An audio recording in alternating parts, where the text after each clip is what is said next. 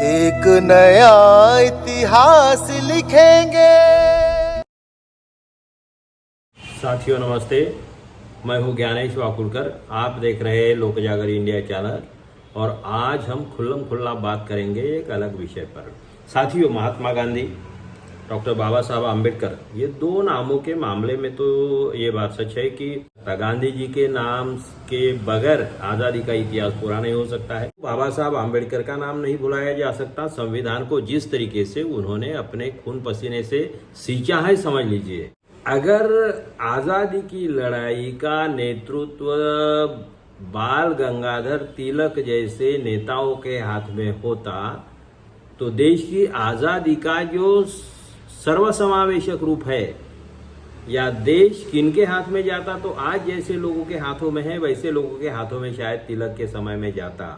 आज़ादी कब मिलती ये भी एक बात है, लेकिन दूसरी बात ये भी है कि अगर तिलक जैसे लोगों के विचारधारा के लोगों के हाथों में देश की आज़ादी होती, देश का कारोबार होता, तो बाबा साहब आम्बेडकर को भी संविधान लिखने का मौका नहीं मिलता। महात्मा गांधी जैसे इस देश के आज़ादी के सेनानी है, बाबा साहब आम्बेडकर भी संविधान के सेनानी है, इसमें कोई शक नहीं है।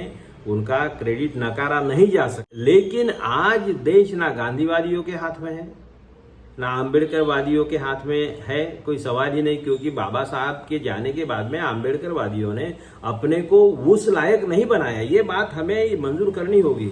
कांग्रेसियों ने भी महात्मा गांधी के लायक नहीं बनाया खुद को, लेकिन मेन बात यह है कि महात्मा गांधी की पुण्याई और सर्वसमावेशकता ये इतनी बड़ी थी और आज़ादी की लड़ाई की पुण्याई इतनी बड़ी थी कि उन्होंने 50-60 साल तक तो डेफिनेटली साख बना के रखी है। कुछ गलतियां हो गई है, सबकी हो जाती है, मगर आम्बेडकरी मूवमेंट का अधपतन बहुत जोरों से हुआ। ये हमें मंजूर करना होगा, ये मंजूर करना होगा। देखिए कि ना महात्मा गांधी कोई आकाश से टपके हुए हैं जैसे मोदी जी हमारे नॉन बायोलॉजिकल है, वैसे ना बाबा साहब आम्बेडकर कोई आसमान से टपके हुए हैं या महात्मा गांधी आसमान से टपके हुए हैं। ये अगर उनका इतिहास देखा जाए तो आप जैसे हमारे जैसे सामान्य आदमी थे, आप जैसे हम जैसे सामान्य आदमी थे।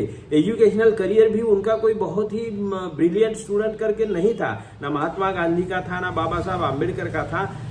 असल में ये जब तक हम नहीं समझ पाते कि बाबा साहब आम्बेडकर जैसा एक मामूली विद्यार्थी या महात्मा गांधी जैसा एक मामूली विद्यार्थी कितना बड़ा महात्मा हो गया, कितने बड़े महापुरुष बन गए, ये हमें सोचना होगा। हम अगर इनको बहुत अरे वो तो क्या है, बाबा साहब जो महान आदमी थे, महात्मा गांधी तो महान आदमी थे, हम क्या करेंगे, हम तो सामान्य आदमी है, ऐसा जब बोलते हैं तब इसका मतलब यह है कि आप लड़ाई से या संघर्ष से या समर्पण से छुटकारा पाना चाहते हैं, आप में लड़ने की हिम्मत नहीं है, ये उसका मतलब होता है। अगर बाबा साहब से और महात्मा गांधी से प्रेरणा लेनी है तो ये समझ लीजिए कि ये मामूली विद्यार्थी थे। बाबा साहब आम्बेडकर हो या गांधी जी हो, ये आप जैसे ही हम जैसे ही मामूली विद्यार्थी थे, लेकिन जिद, समर्पण, निष्ठा, त्याग, नीतिमत्ता और समाज के प्रति स्नेह भाव, प्रेम भाव, लगन, इसकी वजह से देश के नहीं दुनिया के महापुरुष बन गए हैं। तो इसीलिए आज का भारत हमें जो मिला है वो नेहरू जी जैसे और नेताओं का त्याग भी है उसमें, क्योंकि महात्मा गांधी अकेले तो कुछ नहीं कर सकते थे। अकेले महात्मा गांधी तो लड़ाई नहीं लड़ सकते थे आज़ादी की, इसलिए सभी का साथ था उसमें। अब हमें आज की चर्चा में मेन बात इस पर फोकस करना है कि आज देश किसके हाथ में है। गांधी का देश है ये, बाबा साहब आम्बेडकर का देश है, सुभाष चंद्र बोस का देश है, इंदिरा गांधी का देश है, पंडित जवाहरलाल नेहरू का देश है, लाल बहादुर शास्त्री का देश है, सरदार वल्लभ भाई पटेल का देश है, कई महात्माओं का देश है। आज किन के हाथों में है, तो मोदी के हाथ में, शाह के हाथ में, अंबानी के हाथ में, अडानी के हाथ में, और सबसे ज्यादा बहुत ही बेतुकी बातें करने वाले मोहन भागवत के हाथों में है।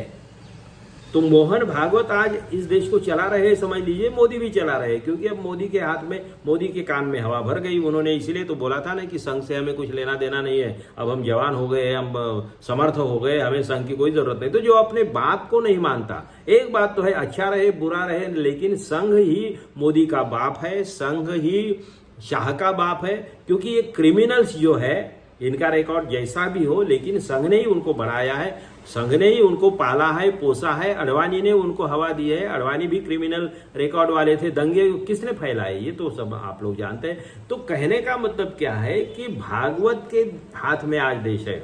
अब कल परसों 3 दिन यहाँ पे 26 से 28 तक अगस्त महीने के 3 दिन दिल्ली के विज्ञान भवन में एक परिषद हुई, संघ की हो गई, इकट्ठा हो गए थे। क्या बात करते, क्या नहीं करते, लोगों को क्या बताते, अंदर खाने बात क्या करते। तो हर संगठन का एक अपना एजेंडा होता है, अपनी एक स्टाइल होती है, उसमें हमें जाने की जरूरत नहीं है। हमें सिर्फ ये देखना है कि मोहन भागवत ने उस परिषद में जो कुछ भी बोला है वो कितना सच है, कथनी और करनी में उनके क्या फर्क है, ये हमें सोचना होगा। तो मोहन भागवत ने एक क्या बोला कि हम जिस ग्रंथ में उच्च नीचता का समर्थन है वैसे ग्रंथों को हम मानेंगे नहीं, ऐसा मोहन भागवत ने बोला। तो क्या ये सच है? अगर मोहन भागवत ईमानदार है, अगर उनके रगों में ईमानदार आदमी का खून बह रहा है, तो मोहन भागवत क्या मनुस्मृति को जलाएंगे, मनुस्मृति का निषेध करेंगे, मनुस्मृति का धिक्कार करेंगे और अपनी शाखाओं में बोलेंगे कि मनुस्मृति जैसे घटिया किताब नहीं है करके उसको जला देना चाहिए, उसको हटा देना चाहिए, उसको मिटा देना चाहिए। भागवत बोलेंगे? नहीं बोलेंगे, नहीं बोलेंगे। अगर मोहन भागवत ने यह भी बोला है कि भाई हिंदू राष्ट्र का मतलब ऐसा नहीं है कि सिर्फ हिंदू ही उस राष्ट्र में रहेंगे, मुस्लिम भी रहेंगे, सभी लोग रहेंगे, सभी का ये है, सभी ने देश से प्यार करना चाहिए। तो देश तो सभी तो प्यार करते ही है, आपने बोल दिया तो ही वो देश से प्यार करता है और नहीं तो नफरत करता है, ये होगा? कौन होते हो आप लोग?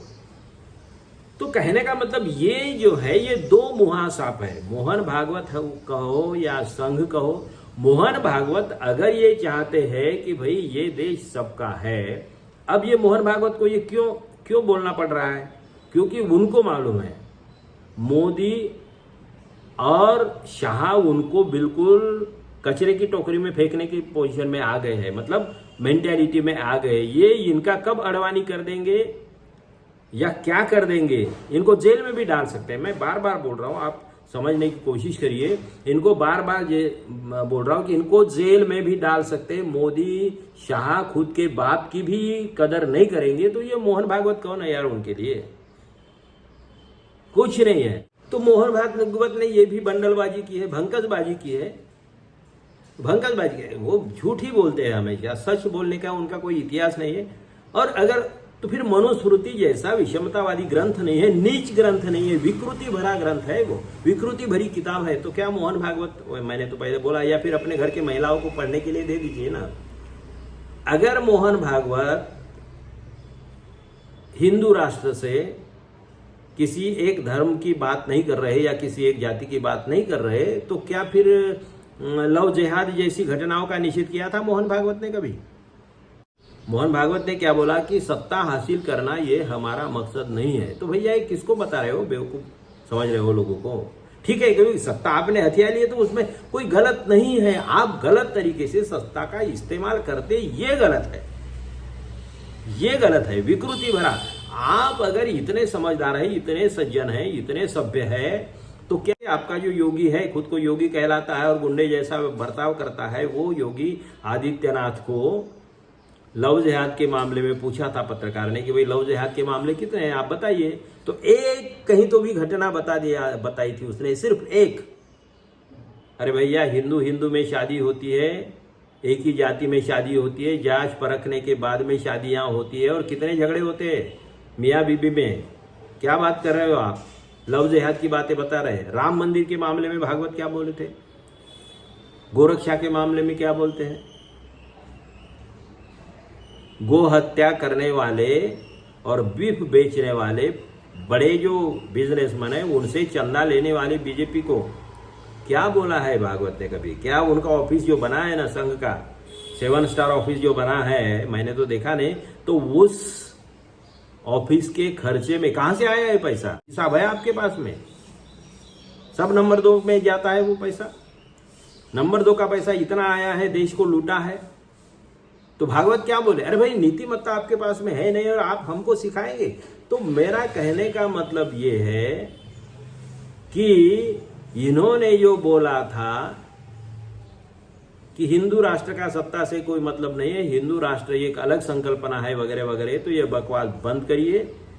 मोहन भागवत को ये बताना बहुत जरूरी है कि ये देश गांधी का है, ये देश बुद्ध का है। तो स्वातंत्र्य, समता, बंधुता, न्याय, लोकशाही,